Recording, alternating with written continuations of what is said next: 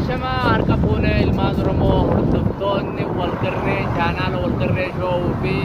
seenaa Oromoo duraan daawwattoota keenya qophii addaa qabannee isin dhiyaannee sa'aatii 8 booda daawwatu guyyaa har'aan tanaa dhaabbata UNHCR Immigration World fi dhaabbata biraa ilaalchisee daawwannaa baqattoota ilmaan Oromoo dhumaatii lammiilee Oromoo magaalaa sanaatti nama 513 dhumanii sanarraa buqaanii gara adan irraa iddoo saalaa jiran qubatan har'a lammiileen dhaabbanni UNHCR fi Immigration World fi dhaabbata biraa dabalatee naannoo san daawwannaaf deemanii jiranii.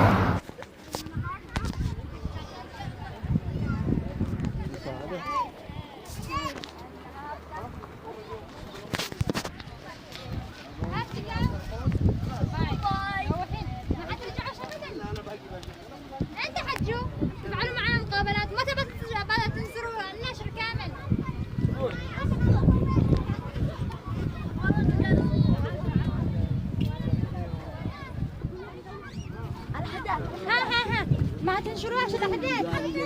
ما تنشروش الأحداث أنا خارجية ما طيب أعطونا أرقامكم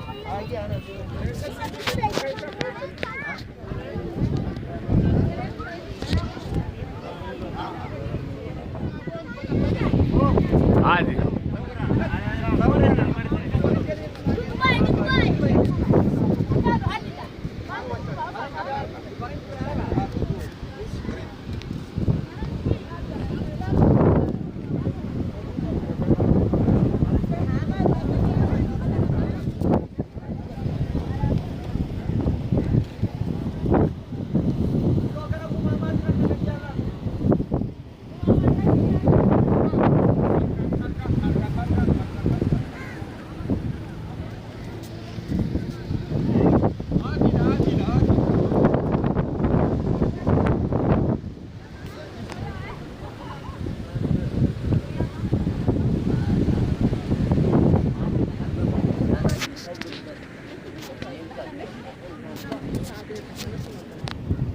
مش مساعدات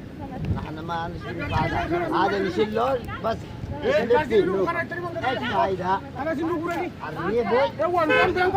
نشتري حل ما يقال بمئات اقول لي خلاص عادي بقى قجلشا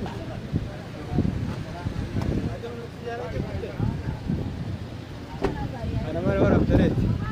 لساني وراها لساني وراها انا يلا ساعتين من نقيال بقول لي بغير الى رد ايه